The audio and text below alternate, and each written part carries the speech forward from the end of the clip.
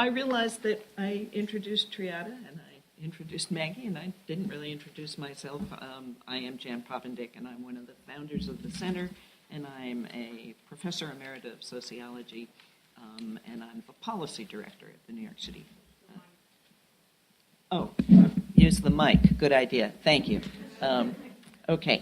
And what I want to talk about this morning is a little bit of a long view of SNAP, of food stamps. And I'm probably mostly going to call them food stamp because I'm mostly going to talk about time periods when they were called food stamps.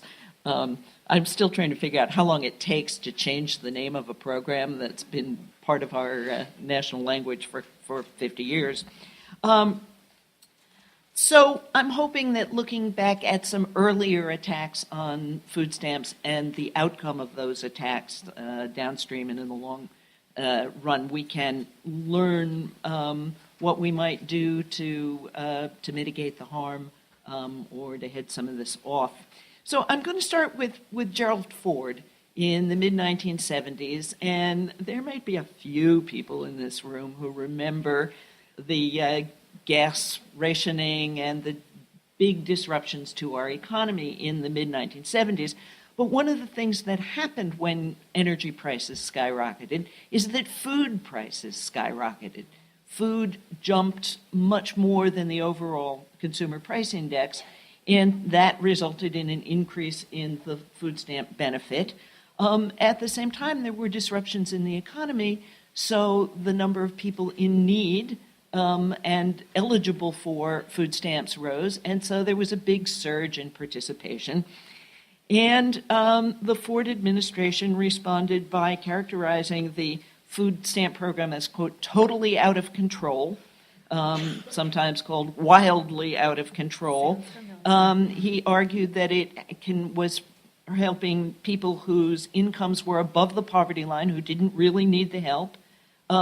He objected to categorical eligibility for people who were on AFDC and SSI, the two cash welfare programs at the time. He complained that the work requirements were weak in the food stamp program. Is this sounding familiar? Okay. And they were full of students and strikers, two groups who were perceived that their need for food was voluntary, so apparently they don't need to eat. And he proposed to tighten the eligibility. And there's just one tiny quote from an internal document. This was a memo from Jim Cannon to the president in August of 1975, laying out the options that the administration study group on food stamps had come up with. And it says, the growth in the past year can be attributed primarily to the extension of the program to Puerto Rico, the rise in unemployment, and a recent tendency for greater participation by those who have been eligible all along. Okay, so they knew what was causing. It said, this growth has generated both public and congressional concern over the direction the program is taking and has created a more receptive political climate for reform, their version of reform, than has been the case in previous years. And I just want to lay that out there as a kind of formula for what has happened again and again. There's been an upsurge in participation related to the condition of the economy and some other factors we can talk about. This has generated concern among the public and Congress, partly because of how that surge in participation is interpreted by not just the right-wing media, but the media in general, but especially the right-wing talk show media. And this has opened the door for proposals which may sound reasonable to people because they don't understand what Maggie and Triada have been talking about. One of the sort of curses of being a policy wonk is that sometimes we lose the understanding or the connection of what regular people who don't spend their time reading about SNAP or talking to recipients, how they see the program. Well, in the Gerald Ford case, his proposed food stamp reforms did not go through. This was one of the few times under, quote, divided government when both houses of Congress were in the hands of the Democrats and the president was a Republican.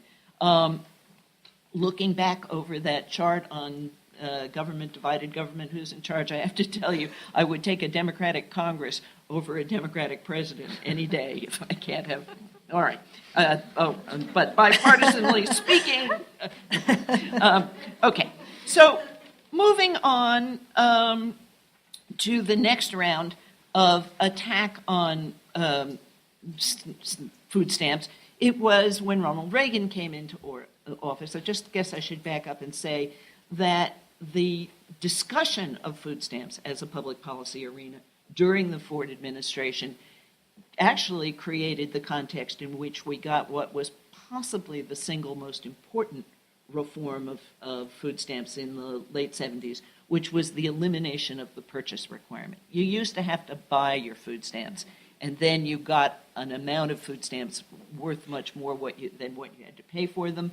But for very poor families, this was prohibited, or people with what economists now call income volatility. I like that we have such a sterile phrase for you don't know how much you're going to make because you don't know how many hours you're going to get, and it goes up and down from week to week and month to month. So there was a policy change in 1977, went fully into effect in 1979, that made food stamps free. Well, what would that do to participation?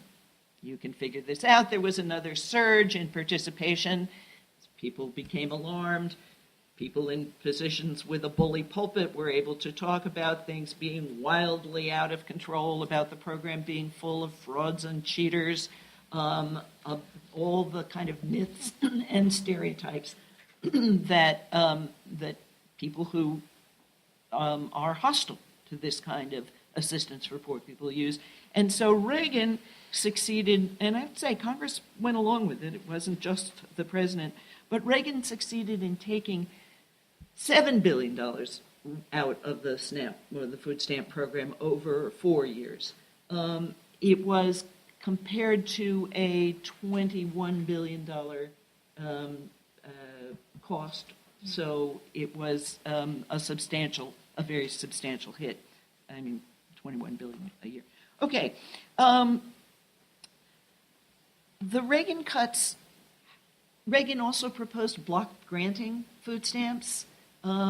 We've seen what happened to cash assistance after it was block granted, so we know what a disaster that would have been. In this case, Congress never did go along with the block granting proposal. It wasn't seriously considered. And after a period of, we lost 1 million people from the SNAP program in the height of the severe recession of the early 80s. That was the empty smokestack recession, okay, the heartland, the one when the steel mills and the auto plants and what have you, and when SNAP participation should have continued to grow in order to live out its counter-cyclical mandate, it declined by 1 million. So the cuts were quite severe, although they were made largely by small adjustments. So the value of the Thrifty Food Plan, it had been set at 103, or the SNAP benefit had been at 103%. It was reduced, various tweaks, but got rid of a number of people. Come along to the mid-90s, okay? In the late 80s, Congress made a number of restorations to the cuts that Reagan had initiated. One, for example, that sounds tiny but affected millions of people was there's an earned income deduction. When you're applying for food stamps, you get to deduct a portion of your earned income from the amount that's counted as food stamp relevant, on the theory that there are costs in going to work. And anyone who bought a Metro card to get here this morning knows that this is accurate. Okay, so they reduced Reagan reduced the earned income deduction from 20% of your earned income to 18% of your earned income. Sounds tiny. It's easy to dismiss. Mm-hmm. It's like the 5%, but it wasn't. It kept millions it affected the benefits of millions of people and kept hundreds of thousands off the program. Okay, so in the late 80s, Congress restored this partly because advocates succeeded in making hunger an issue. Okay, this was partly through the work of the growth of the emergency food programs that publicized hunger, partly because Reagan announced or created a task force to look into it, and he put Ed Meese in charge of it. And I don't know if anybody else here remembers, but Ed Meese was the guy who told a bunch of press people that there was no real evidence of hunger. And when somebody asked about the lines at the soup kitchens, he said, oh, that's because people find it easier than fixing a meal at home. So he was so blatantly unsympathetic to people in need that he kind of discredited his own hunger commission.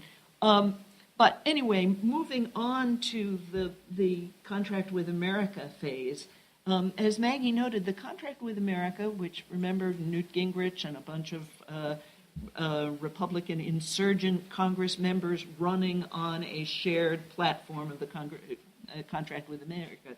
The Contract with America provided for block granting food stamps, along with the deep cuts and major shifts in welfare in the direction of a it's really a wage subsidy for low-wage employers, but I'm going to go there at the time. And Maggie mentioned that President Clinton vetoed versions of the Welfare Reform Act that would have block-granted food stamps. But it's also the case that the agriculture committees of Congress woke up and recognized that if food stamps were block-granted, that they would be losing control of the larger share of the budget that they controlled. And that's what members of Congress used when they bargained with each other around all the issues that are before them. So they did not want their budget to shrink by more than half. And secondly, they were getting ready to introduce very controversial revisions to the farm part of the Farm Bill, and they needed the support of urban representatives and senators because they were going to get some pushback from some of the rural, so they did not want to lose their major bargaining chip. And I say this because I think this is rolling out again. This is part of the Farm Bill politics that we're facing again. So it didn't get block granted, and that was good news, but it did get severely cut, $27.7 billion over 6 years, by eliminating benefits for legal immigrants and restricting the benefits for able-bodied adults without dependents, and then by 1 million smaller adjustments. Once again, if you look into this history closely, one of the things you see is how little the people who were making the decisions actually knew about the technical. I mean, they don't know the programs as well as Triata or Maggie, and they're making the decisions. The most egregious version was the night before the restriction of or elimination of benefits for legal immigrants went to the floor. There were still staff members on the relevant committees who thought that it was eliminating benefits to illegal immigrants, okay? Undocumented immigrants have never been eligible for food stamps or SNAP. So this issue of complexity, expertise, is one that comes up again and again in the aftermath of the cuts in the mid-90s, the welfare reform cuts. It was the expertise of advocates that enabled, I think, or fueled the changes that restored SNAP, so that we had not only restorations of eligibility to various subgroups of immigrants, but we had a series of adjustments in the way the program is administered that set the stage for the great surge in participation when the next big recession hit. There was a recession in the early new millennium, and then the big one, the Great Recession. I am, how can I put this? On the one hand, people desperately need this assistance, as Triata has made. I think we have to defend SNAP, and the working families need it too. But On the other hand, I'm looking back at the aftermath of the big cuts in the mid-90s and thinking maybe reframing SNAP or food stamps as work supports was not as good an idea. I have looked at this and said one way we preserved the capacity of food assistance to meet people's needs was by reframing it as important for working families. And I'm seeing that, as is so often the case with these framing discussions, there's a downside to that, because if people then use it to further depress the benefits that reach the poorest of the poor, we end up with a mounting inequality among the very poor.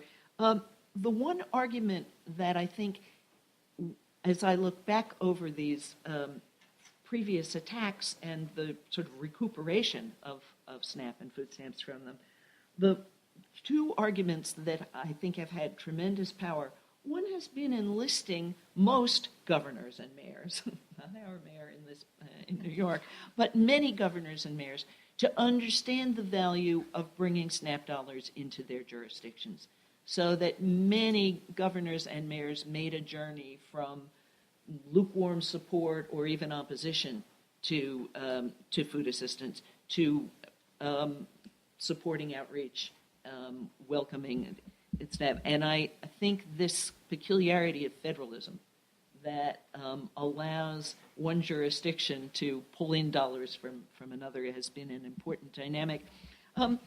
The other is the counter-cyclical impact, and that, I think, is the argument that we need to make most loudly and vividly now, because the loss of the 76 million meals to New Yorkers is also a loss to our food retailers, to our warehouse workers, to our food delivery people. You've all heard the estimate on jobs, I think, but it's basically 9 jobs for every $5 worth of SNAP expenditure. No, not 9 jobs, $9 worth of benefit or of economic activity for every $5 worth of SNAP expenditure. And as I understand it, part of the reason Casey in Pennsylvania introduced legislation to rescind the November 1 cuts was because he finally got it about how many jobs were being lost in Pennsylvania. So I think we need to make the counter-cyclical argument repeatedly, clearly, and we need to communicate it effectively to our members of Congress. In the long run, food assistance in the United States has been very resilient. It has recovered, but as Harry Hopkins said, people don't eat in the long run. They eat every day. So we need to undo this as quickly as possible. I have a very specific mitigation question for Triada, but I think we would open it first to the floor for questions.